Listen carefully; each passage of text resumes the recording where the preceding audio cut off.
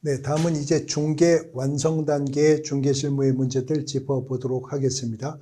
공인중개사 법령이 말하는 중개 완성이란 개업 공인중개사의 중개로 양의뢰인 간의 거래 계약이 체결되는 거죠.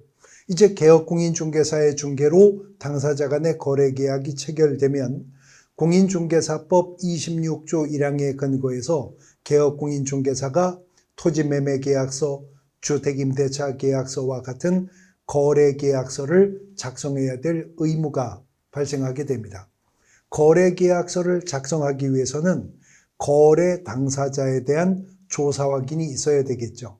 우리가 앞 시간에 봤었던 조사 확인은 중개 대상 물에 대한 조사였었습니다. 소재지, 면적, 지목, 경계, 건물의 용도 다 물적인 조사였었는데 이제는 거래 당사자, 인적인 조사 확인에 관한 문제입니다. 먼저 거래 당사자가 개인, 자연인인 경우에 진정한 소유자인지 권리관계 여부를 확인을 하게 되는 것인데 일단 권리관계에 관해서는 공부상 조사 확인에서 등기사항 증명서가 우선이 될 것이라고 했죠. 등기사항 증명서 갑구를 통해서 소유자가 누구인지를 확인해야 될 겁니다. 그러나 등기사항 증명서에는 소유자의 사진이 나와 있지는 않아요. 그러니까 등기사항 증명서에 소유자가 A라고 되어 있어도 지금 자칭 A라고 주장하는 매도 의뢰인이 그 A가 맞는지는 등기사항 증명서만으로는 알 수가 없는 거죠. 그러므로 그자로부터 공적 신분 증명서, 주민등록증, 운전면허증 혹은 여권 등과 같은 공적 신분 증명서를 제시받아 사진과 얼굴을 대조해 동일인지 여부를 확인해야 되겠죠. 그리고 이 공적 신분 증명서상의 인적사항이 성명, 주민등록번호, 주소 등이 등기사항 증명서 갑구상의 소유명의자와 일치하는가 하는 여부를 확인해야 됩니다. 권리관계의 진정성을 확인하는 부분이죠. 그래서 그자가 권리자임을, 소유자임을 확인했다 하더라도 지금 단독으로 유효하게 법률행위를 행할 수 있는 능력, 이걸 민법에서 행위능력이라고 하잖아요. 행위능력이 있는지를 확인해야 될 것입니다. 처분능력에 대한 확인인데 우리 민법은 소극적으로 처분능력에 제한을 받는 제한능력자 규정들을 두고 있을 뿐이죠. 그러므로 미성년자나 피한정 후견이나 피성년 후견인이 아닌지 여부를 확인하는 것인데 미성년자란 성년이 아닌 자, 민법이 만 19세로 성년이 된다고 규정하고 있으니 19세에 달하지 아니한 자가 아닌가 확인하는 것인데 그것이야 주민등록증의 생년월일을 통해 간단하게 확인할 수 있지만 피한정 후견인 심판이나 피성년 후견 심판을 받았다 하더라도 주민등록증으로 확인할 수 있는 것은 아니기 때문에 후견 등기사항 증명서를 통해서 확인을 해야 될 것입니다. 그 다음 원칙적으로 민법은 법률 행위를 행한 자에게 그 효과를 귀속시키도록 하고 있는 것이지만 그 법률 행위를 확장하거나 법률 행위를 보충하기 위해서 대리제도를 인정하고 있습니다. 법률 행위의 확장을 위해서 인정하는 대리가 임의대리죠. 임의대리의 경우에는 대리인으로부터 본인이 써줬다는 위임장과 본인의 인감증명을 첨부한 위임장을 통해서 대리관계 여부를 확인해야 될 것입니다. 그 다음 법인이 거래 당사자일 경우에는 법인 등기사항 증명서를 통해서 법인격 유무 또 대표자나 특정 상업사용인에게 처분권이 위임되어 있는지 여부 등도 함께 확인을 해야 되겠죠. 그 다음 공동소유재산의 처분을 의뢰받았을 때인데 우리 민법은 하나의 물건에 대해서 수인이 공동소유하는 개념을 인정합니다. 그런데 그 공동소유의 결집력에 따라서 민법은 공유와 합유와 총유로 또 구분을 하죠. 공유라고 하는 것은 수인이 어느 하나의 물건을 지분의 형태로 소유하고 있는 것입니다. 부동산이 공유로 되는 경우에는 지분의 등기를 요하는 것이고요. 이러한 공유재산에서 공유물 처분은 지분권자 전원의 동의를 받아야 하겠지만 공유재산의 지분 처분은 언제나 지분권자가 임의 처분할 수가 있는 것이기 때문에 지분권만 확인하면 될 것입니다. 그런데 합유라고 하는 것은 공유와 같이 지분의 개념이 인정되긴 하지만 합유라고 하는 것은 수인이 어느 하나의 물건을 조합체의 형태로 소유하고 있는 개념이기 때문에 비록 합유물의 지분권자로부터 지분처분 의뢰를 받았다 하더라도 개업공인중개사는 다른 합유자의 동의가 있었는지 여부를 확인해야 되겠죠. 합유가 수인이 어느 하나의 물건을 조합체 형태로 소유하는 개념이라면 수인이 어느 하나의 물건을 집합체 형태로 소유하는 것이 바로 총유라고 하는 거죠. 교회 본당, 교육관 건물이라든가 사찰 재산이라든가 종중 땅이라든가 문중 임야, 자연 불악, 마을 회관 이런 것들인데요. 이런 총유는 아예 지분이라는 개념이 없습니다. 그래서 총유물 처분은 민법상 총유물 처분 규정에 따라 사원총회의 처분 동의 여부 등을 반드시 확인해야 될 겁니다. 이제 이렇게 해서 거래 당사자를 조사한 후에 개업공인중개사는 당사자가 입회한 가운데 거래계약서를 작성하게 될 건데 함께 작성하게 되는 중개대상물 확인설명서는 규격화된 법정서식이 4가지 종류로 1서식, 2서식, 3서식, 4서식이 있었습니다. 그러나 거래계약서는 공인중개사법 시행령 22조가 국토교통부 장관이 개업공인중개사가 작성하는 거래계약서에 표준이 되는 서식을 정해서 사용을 권장할 수 있다고는 규정했으나 권장되는 서식조차도 정해져 있지 않죠. 단 시행령 22조 1항을 통해 필수적 기재사항만 언급되어 있을 뿐입니다. 그것을 기준으로 거래계약서 작성의 방법들을 짚어봅니다. 먼저 거래 당사자 인적사항을 기재해야 되기 때문에 중개완성 시 당사자 조사 확인을 했었던 거죠. 그리고 당사자 조사 확인한 내용을 토대로 해서 거래 당사자의 성명, 주민등록번호, 연락처 등을 기재하게 되는데 대리계약일 경우에는 이자가 누구를 위해서 법률행위를 하는 것인지 그 효과가 누구에게 미칠 것인지 이른바 현명주의라고 하죠. 누구누구의 대리인 누구누구 이런 방식으로 기재하게 될 겁니다. 그 다음 물건의 표시는요. 함께 작성하는 확인설명서상의 대상 물건 표시란에 기재되는 그 내용들이겠죠. 소재지, 면적, 건물의 용도 이런 것들 기재하는 부분들입니다. 그 다음 물건의 인도일시는 이행의 시기를 기재하는 부분인데 통상적으로는 잔금 지급과 동시행 관계로 물건의 인도 인수와 등기 업무가 처리되도록 기재되게 될 것입니다. 그 다음 권리 이전의 내용이라고 하는 것은 매매냐 교환이냐 임대차냐 하는 주된 권리 이전의 내용은 물론이고요. 부동산상의 어떤 물적 부담이 있을 때 거래 당사자 합의에 따라서 말소 조건으로 거래하는 경우도 있겠지만 매수인이 부담을 그대로 인수하는 조건으로 거래할 수도 있죠. 그런 내용들 권리 이전의 내용에 기재를 하게 될 것입니다. 단 근저당이 설정되어 있는 중개대상물일 경우에 개업공인중개사는 등기사항 증명서로 확인 가능한 채권 최고액까지만 조사해서 설명하면 의무를 다하는 것이지 실채무액까지 설명해야 될 의무가 있는 것은 아닌 것이고요. 그 다음에 이제 거래대금과 계약금의 지급 방법입니다. 그래서 총거래 금액이 얼마인지 당사자 간에 합의한 성약 가격을 총거래 금액란에 기재를 해야 되겠죠. 그리고 이제 이 거래 금액이 이전되어 가는 절차를 기재하게 될 건데 계약금 지불 시기와 금액, 중도금 지불 약정이 있었다면 중도금 지불 시기와 금액, 그리고 잔금 지불 시기와 금액을 당사자가 합의한 바에 따라 순차적으로 기재할 것인데 계약금은 관행상으로는 총 거래 금액의 10%를 계약금으로 합니다. 그러나 그것은 거래 관행일 뿐이지 법의 규정은 아닌 거죠. 어쨌거나 부동산 거래에서의 계약금은 언제나 거래 계약 체결을 증거한다는 의미에서 증약금적 성격을 갖게 됩니다.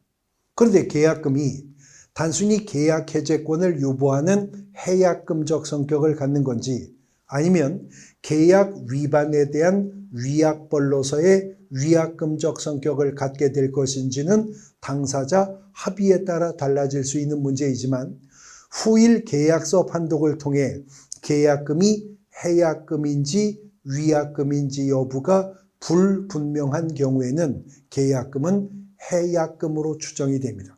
그러므로 계약금만 지급된 상태라면 당사자 중 어느 한쪽이 일방적으로 계약을 해제할 수 있는데 매수인이 계약을 해제하고자 한다면 계약금 포기하면 해약금 준거되는 거죠. 그러나 매도인이 계약을 해제하고자 한다면 받았던 계약금은 돌려주고 받았던 계약금에 해당하는 해약금이 또 지불되어야 되니까 결과적으로는 배액을 상환하게 되는 겁니다. 매수인이 계약금을 포기하면 매도인이 배액을 상환하면 계약금만 지급된 상태에서는 당사자 중 어느 한쪽이 일방적으로 계약 해제할 수 있습니다. 그러나 중도금이 지급이 된다는 것은 이미 계약이 이행에 착수가 되는 것이기 때문에 중도금 지불 이후에는 어느 당사자가 일방적으로 계약을 해제할 수는 없게 되는 것이 원칙입니다.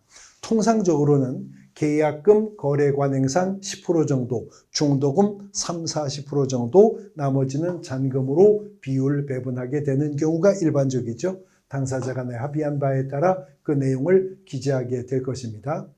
그 밖에 약정사항으로서는 특약사항으로 조세나 공과금 부담을 어느 날이나 어느 월을 기준으로 할 것인지 또 부합물, 부속물, 종물, 탈부착 가능한 시설물 같은 것들이 당사자 간에 합의한 총거래 금액에 화체된 것인지 아니면 기본 시설물 상태로 이전을 전제로 하기 때문에 매도인이 물건을 인도할 때 파가거나 떼어가거나 포갈 건지 뭐 이런 것들 당사자 간에 합의해야죠. 또 매도인의 담보 책임의 범위와 기준 같은 것도 약정케 해야 될 겁니다. 단 담보 책임은 법정 책임이기 때문에 약정이 없다 하여 매도인이 담보 책임을 면하게 되는 것은 아닙니다. 그러나 구체적인 담보 책임의 기준과 범위 등을 합의하게 하면 좋겠고요.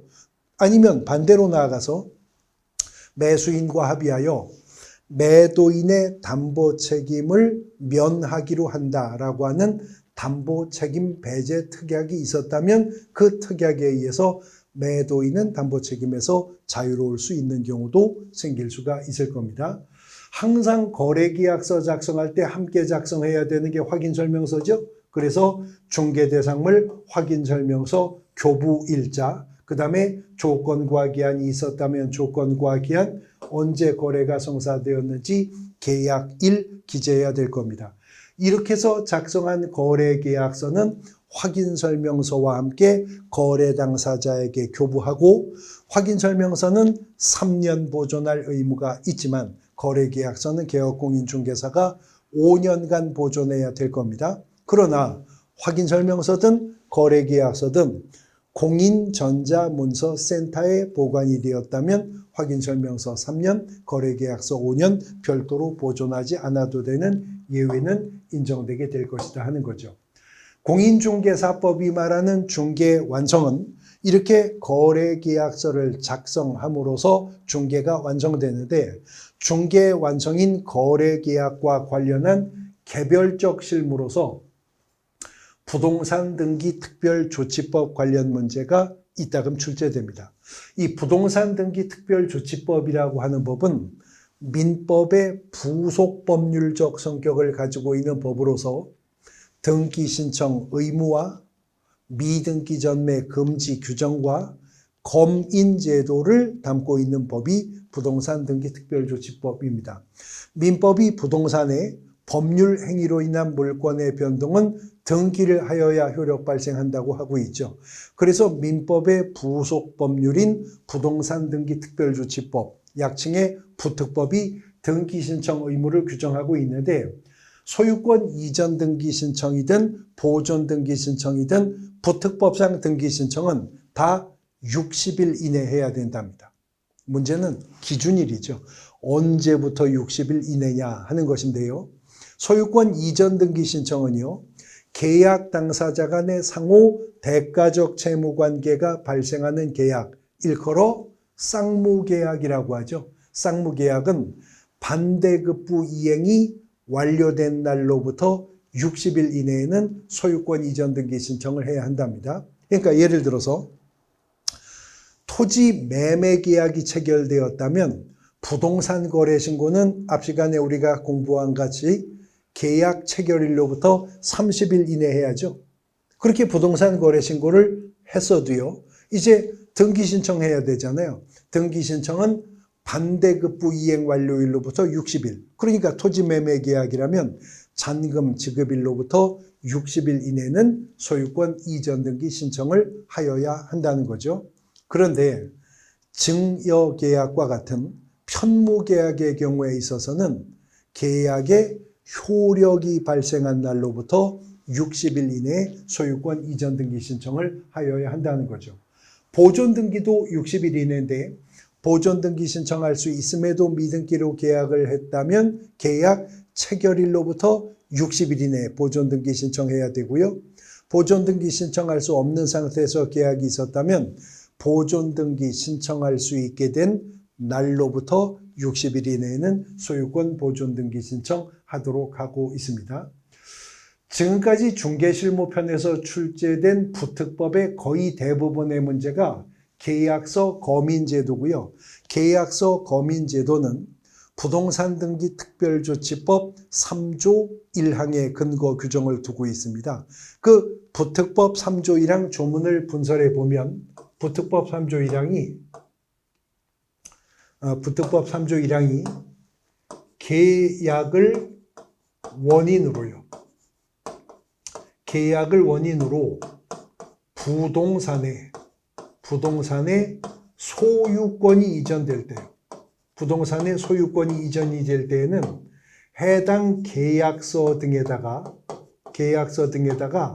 관할 시장, 군수, 구청장 등의 검인을 받은 후에 검인받은 그 계약서를 가지고 소유권 이전 등기를 신청할 때 등기 신청 증명서면으로 제출해야 한다 하는 제도이거든요.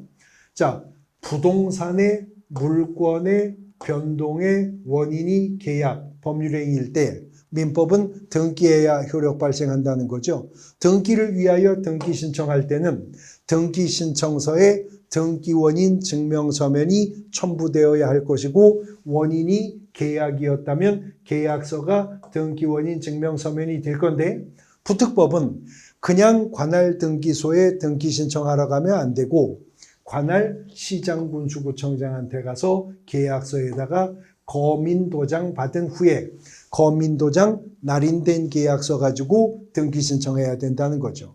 그러면 부특법 규정만 놓고 보면 부동산 소유권을 이전하는 원인이 계약이었는데 계약서에다가 거민받지 않고 등기 신청하면 어떻게 되느냐?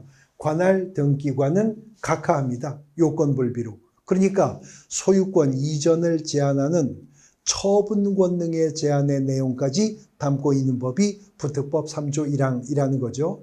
자, 그런데 부특법 3조 1항을 통해서 이러한 부특법상의 거민을 받지 않아도 되는 경우를 우리가 추출해 볼 수가 있는데요.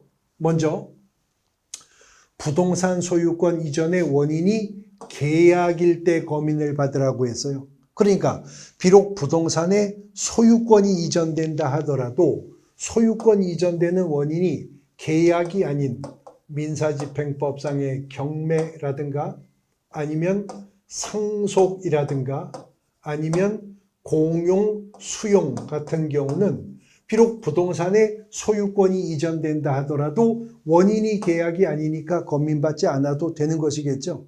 근데 여기서 유의하셔야 될 것은 검인을 계약서 등에 받는다. 제가 미리 등자를 써둔 이유가 만일 등기 원인을 증명하는 서면이 집행력 있는 판결서이거나 조서일 경우라면 그 판결서나 조서 정본에도 검인을 받아야 하는 것이기 때문에 원칙은 부동산 소유권 이전 원인이 계약일 때 검인을 받는 거지만 판결서나 조서는 검인의 대상이 된다는 점 유의하셔야 되겠습니다. 두 번째는 부동산의 소유권 이전이 원인이 되는 계약일 때 검인을 받으랍니다. 그런데 부동산 등기 특별조치법이 민법의 부속 법률적 성격을 가지고 있다고 했었죠. 그러므로 부특법에서 말하는 부동산은 민법상의 부동산으로만 한정하는 겁니다.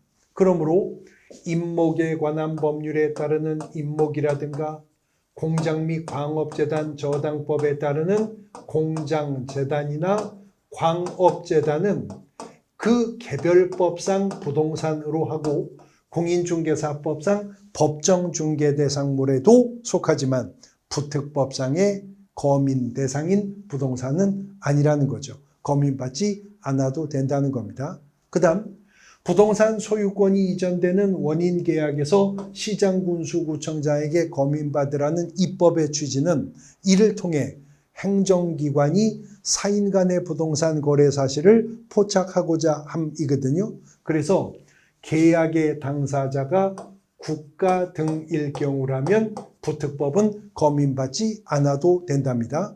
지금 입법상 입장을 달리하는 게 부동산 거래 신고는요. 토지 건물 매매 계약이면 당사자가 국가 등일 경우에도 부동산 거래 신고를 하여야 함은 물론이고 그때는 국가 등이 단독 신고해야 된다고 하고 있잖아요. 근데 부특법은 계약의 당사자 중 일방이 국가 지방자치단체 등이라면 검인받지 않아도 된다는 겁니다. 그 다음 부동산 거래 신고법 줄여서 부거법이 검인을 의제하기 때문에 검인을 안 받아도 되는 경우가 두 가지가 나오는데 부동산 거래 신고를 필하면 매수인은 부특법 3조 1항에 따르는 검인이 의제가 됩니다. 또 부거법상 토지거래 허가를 받았어도 매수인은 부특법 3조 1항에 따르는 검인이 받은 것으로 의제됩니다. 그래서 이런 신고나 저런 허가를 부거법상 득했다면 부특법상 검인은 받지 않아도 될 것이다 하는 거죠. 검인을 신청할 때는 검인 신청 계약서의 필수적 기재사항을 부동산 등기 특별조치법이 정하고 있는데 계약 당사자, 목적 부동산, 계약 연월일, 그리고 거래된 것과 지급일자 지급에 관한 사항이나 평가액, 그 차액, 정산에 관한 사항, 그리고 개업공인중개사가 있을 때 개업공인중개사, 조건과 기한이 있을 때 조건과 기한, 이 사항이 검인 신청하는 계약서에는 필수적으로 기재되어 있어야 되고요. 필수적 기재사항이 누락 없이 기재되었다면 검인권자인 시장군수구청장에게는 실질적 심사권이 없습니다. 형식적 요건이 갖추어진 검인 신청 계약서에는 검인을 날인하도록 하고 있다는 거죠. 근데 그런 검인 권한은 시장군수구청장에게 있는데 여기도 지금 제가 등자를 쓴 이유가 부특법상 검인권자는 시장군수구청장이지만 시장군수구청장으로부터 위임을 받은 읍면동장, 지금으로 말하면 주민센터장이죠. 이 읍면동장이 검인 권한을 위임받아 계약서에 검인 날인할 수 있대요. 그래서 시장군수구청장이 읍면동장에게 검인 권한을 위임을 한 때에는 지체 없이 그 뜻을 관할 등기소회장에게 통지하도록 하는 규정도 부특법이 두고 있는 겁니다. 부동산 등기 특별조치법 정리를 해 보셨고요. 자, 그 다음에는 부동산 실권리자 명의 등기에 관한 법률입니다. 물론 민법 및 민사특별법에서 이제 기본 과정부터 공부하실 건데 중개 실무편에서도 매년 출제가 되고 있는 부분입니다. 부동산 실권리자 명의 등기에 관한 법률은 명의 신탁을 금지하는 것을 주요 내용으로 하고 있는 법입니다.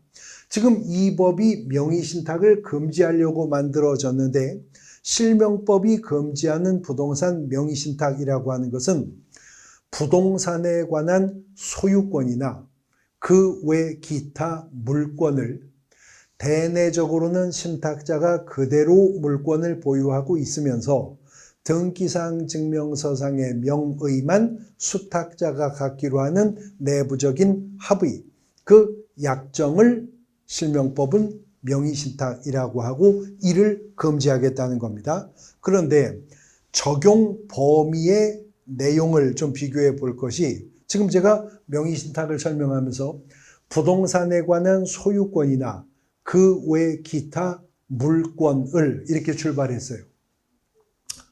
부동산 거래 신고는요, 소유권 이전을 수반하는 계약 중에서도 매매 계약과 공급 계약만 부동산 거래 신고 의무가 있었지 교환 계약, 증여 계약, 부동산 거래 신고 의무가 없었던 거죠.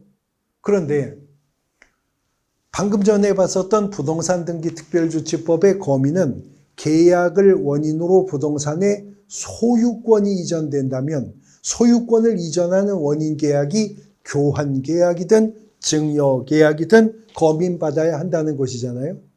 그런데 토지거래 허가제도는 허가구역 내 허가대상 면적의 토지라면 유상을 전제로 하지만 소유권뿐만이 아니라 지상권, 설정, 이전, 예약을 포함한 계약도 토지거래 허가를 받아야 됐었어요. 그러나 토지거래 허가의 대상은 어쨌거나 소유권과 지상권뿐이에요.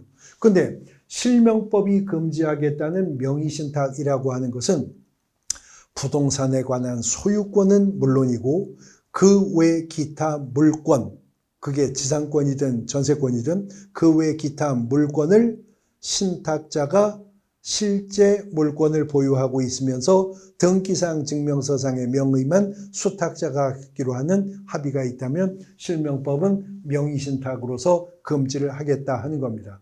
실명법이 효과적으로 명의신탁을 금지하기 위해서 부동산 실명법은 명의신탁 약정을 무효로 합니다. 그뿐만 아니라 명의신탁 약정에 의해서 행해진 등기와 물권 변동의 효과도 무효로 봅니다. 단 명의신탁 약정과 등기와 물권 변동의 무효는 제3자에게는 대항할 수 없다. 그 제3자가 선의였든 악의였든 불문하고 제3자에게는 대항할 수 없다는 겁니다. 단 부동산 거래 계약에서 계약의 일방 당사자가 명의 수탁자였었다는 사실을 계약 체결 당시 타방 당사자가 몰랐었다면 그때는 명의신탁 약정은 무효가 되어도 등기와 물권 변동은 유효한 것으로 보겠다라고 하는 거죠. 이렇게 실명법이 명의신탁을 금지하고 효력을 부정하지만 실명법이 예외를 인정해 주는 경우가 있는데요. 양도담보나 담보가등기의 경우, 그 다음에 상호명의신탁이라고 하죠. 2인 이상이 구분 소유하기로 하는 약정을 하고 공유로 등기하는 거요. 그리고 신탁법 등에 의해서 신탁재산임을 등기하는 거. 이런 경우에는 양도담보, 담보가등기, 상호명의신탁, 신탁등기라는 사실을 등기관에게 소명하였음을 전제로 실명법 위반이 아닌 것으로 예외를 인정해 주게 될 것이고 특례가 인정되는 경우가 세 가지가 있습니다. 종중의 부동산 명의신탁, 그 다음에 배우자 명의의 명의신탁, 그리고 종교단체가 산하기관 부동산을 상회 명의로 등기하는 경우 이러한 종중의 명의신탁이나 배우자의 명의신탁이나 종교단체의 명의신탁은 조세 포탈이나 법령상의 제한의 회피나 강제집행의 면탈 등을 목적으로 하지만 않는다면 위법을 목적으로 하지 않는다면 실명법 위반이 아닌 것으로 특례를 인정해 줍니다. 단 유의할 것은 이렇게 특례 적용을 받게 되는 배우자는 법률혼 관계여야 한다는 게 판례의 입장이죠. 사실상 가정공동생활을 영위하고 있는 사실혼 관계라 하더라도 법률혼이 아니라면 특례 적용을 받을 수는 없다라고 하는 것도 위하여 두셔야 되겠습니다. 자, 실명법이 금지하는 명의신탁은요, 크게 양분을 하면 등기명의신탁과 계약명의신탁으로 구분되는데, 등기명의신탁은 다시 양자 간의 등기명의신탁과 삼자 간의 등기명의신탁으로 구분됩니다. 먼저 양자 간의 명의신탁이라고 하는 것은 어떤 신탁자와 어떤 수탁자가 내부적으로 명의신탁 약정을 하는 거죠. 다시 한번 설명하면 신탁자가 부동산상의 물권을 그대로 보유하고 있으면서 등기부상의 명의만 신탁자가 갖기로 하는 합의를 하는 겁니다. 그러면 이 합의의 기초에서 신탁자에게서 수탁자에게로 이전 등기가 감행되겠죠. 그런데 이렇게 이전 등기를 할 때 등기 신청서에 등기 원인을 명의신탁이라고 쓰는 사람이 없겠죠. 적발되면 형사처벌의 대상이 되니까요. 그러니까 가장매매 방식을 취할 것이라는 겁니다. 신탁자가 매도인, 수탁자가 매수인의 형식을 취해서 마치 매매계약이라고 하는 법률 행위로 인한 물권의 변동이 있는 것처럼 외형을 꾸몄는데 후일 사실을 따져보니 명의신탁 약정에 의해서 등기사항 증명서상에 명의만 이전된 것이 확인된다면 명의신탁 약정이 무효가 될 뿐만 아니라 등기와 물권 변동도 무효가 될 것이다 하는 겁니다. 이에 비해서 삼자 간의 등기 명의신탁, 다른 말로 중간 생략형 명의신탁이라고도 하는데 매매계약을 예로 보면 이런 겁니다. 어떤 매도인과 어떤 매수인 사이에 매매계약이 체결이 되었답니다. 근데 이 매수인이 명의신탁자로서 이미 매매계약이 체결되기 전에 특정한 수탁자와 내부적으로 명의신탁 약정을 한 상태에서 신탁자인 매수인이 매도인의 협력을 얻어 계약은 매수인이 직접 매도인과 계약을 해놓고 수탁자 앞으로 이렇게 이전 등기하는 거, 이거를 삼자 간의 등기 명의신탁 혹은 중간 생략형 명의신탁이라고 한다는 거죠. 어쨌거나 명의신탁 약정은 무효가 되고 그 등기와 물권 변동도 무효가 될 것입니다. 그러나 신탁자와 매도인 간에 체결된 계약조차 무효인 건 아니라는 거죠. 이 계약은 유효하다는 것입니다. 그러므로 매수인은 명의신탁자로서 실명법 위반에 따르는 제재는 감수해야 되겠지만 매도인을 상대로 소유권 이전 등기 청구는 할 수가 있게 될 것이다 라고 하는 겁니다. 자, 이런 등기 명의신탁과는 좀 다른 것이 계약 명의신탁이라고 하는 것인데요. 그림으로 보면 어떤 매수인이 어떤 매도인과 매매 계약을 체결을 했다는 겁니다. 그리고 매도인에게서 매수인에게로 소유권 이전 등기가 이루어졌다는 거죠. 근데 이 매수인이 수탁자였었다는 겁니다. 그래서 이 매수인인 수탁자는 이미 명의신탁 약정을 신탁자와 했고 명의신탁 약정에 의해서 신탁자로부터 매수인이 계약금, 중도금, 잔금, 자금을 제공받은 겁니다. 그러니까 뒷돈을 받은 거예요. 신탁자가 준 돈을 가지고 거래로 나아간 수탁자가 매수인으로서 매도인과 계약을 체결하여 수탁자 앞으로 이전 등기를 했는데 이 계약 체결 당시 매도인이 계약의 상대방인 매수인이 명의수탁자라는 걸 몰랐었다면 선의였었다면 명의신탁 약정은 무효가 된다 하더라도 등기와 물권 변동이 계약과 함께 유효하게 될 것이다. 계약 명의신탁에서는 이런 일이 발생할 수 있다는 거죠. 그런데 실명법은요. 명의신탁 약정의 무효와 그 등기와 물권 변동의 무효를 제3자에게 대항할 수 없다라고 했죠. 그러니까 양자 간의 등기 명의 신탁에 의해 등기부상의 명의가 수탁자에게로 와 있는 상태에서 이 수탁자가 신탁자 동의 없이 제3자에게 임의 처분하는 일이 발생할 수 있죠. 3자 간의 등기 명의 신탁 관계 속에서 등기부상의 명의를 갖게 된 수탁자가 신탁자 동의 없이 제3자에게 임의 처분할 수 있죠.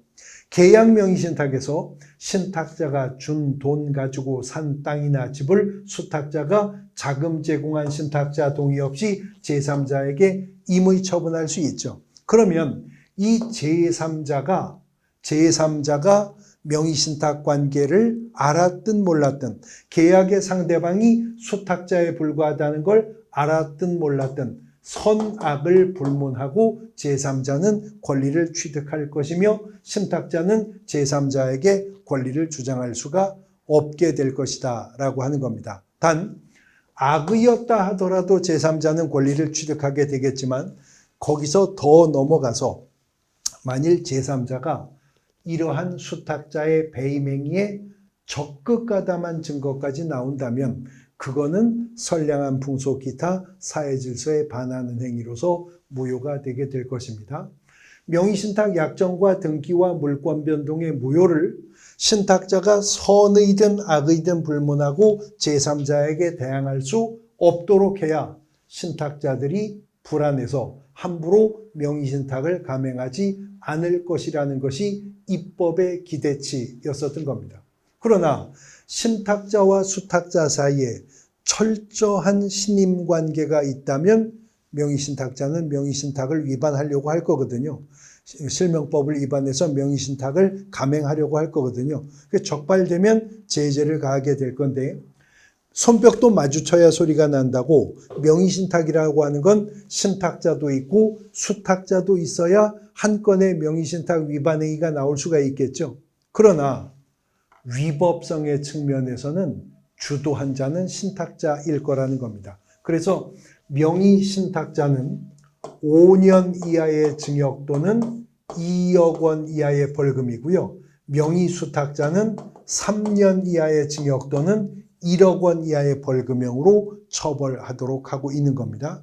그뿐만 아니라 명의신탁자는 장기 미등기자와 함께 5년 이하의 징역 또는 2억 원 이하의 벌금이라는 형사처벌 외에 부동산 평가액의 30% 범위 내에서 과징금 부과의 대상도 됩니다. 신탁자는.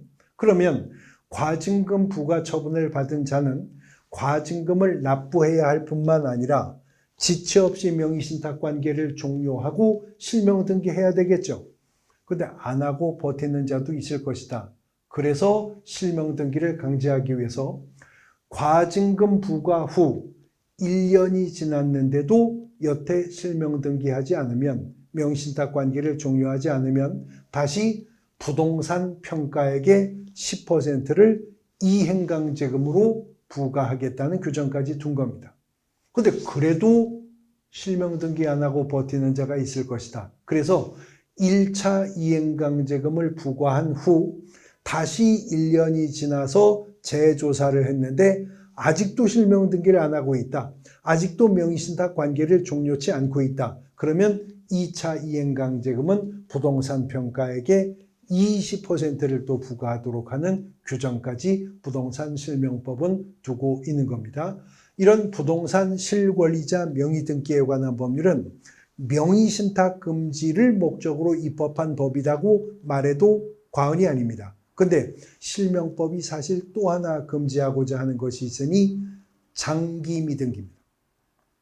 이 장기미등기란 오래 등기하지 않으면 장기미등기가 되겠죠. 근데 그 기준은 부특법에서 가져왔어요. 우리가 부동산 등기 특별조치법 공부할 때 계약 당사자 상호 간의 대가적 채무관계가 발생하는 계약을 쌍무계약이라고 했고 쌍무계약은 반대급부 이행 완료일로부터 60일 안에 소유권 이전 등기 신청해야 된다는 것이 부특법 규정이라고 했죠. 그런데 60일 안에 등기 신청을 안 했으면 일단은 이 사람이 부특법 위반한 거잖아요. 등기 신청 의무를 위반한 거잖아요. 근데 이 위반자가 의무 위반 기간, 그 혜택 기간이 60일을 넘어서더니 1년을 넘어서 2년을 넘어서 3년을 넘어서는 순간 이자는 이제 실명법에서 장기미등기자가 되는 겁니다. 그러니까 토지매매 계약이라면 잔금 치르고 3년이 넘었는데도 등기 이전을 안 했으면 단순히 등기 신청 의무 위반뿐만 아니라 실명법의 장기미등기자가 되는데, 장기미등기자는 명의신탁 관계 속에서 신탁자와 똑같은 대접을 받습니다. 5년 이하의 징역 또는 2억 원 이하의 벌금형의 대상이 되고, 부동산 평가액의 30% 범위 내에서 과징금 부과의 대상이 되고, 실명 등기 안 하면 1차, 2차 이행강제금 부과 대상까지도 되게 될 것이다 라고 하는 거죠. 부동산 등기 특별조치법과 부동산 실권리자 명의 등기에 관한 법률의 주요 내용들 정리해 보셨습니다. 쉬었다가 나머지 개별적 중개실무들 살펴보겠습니다.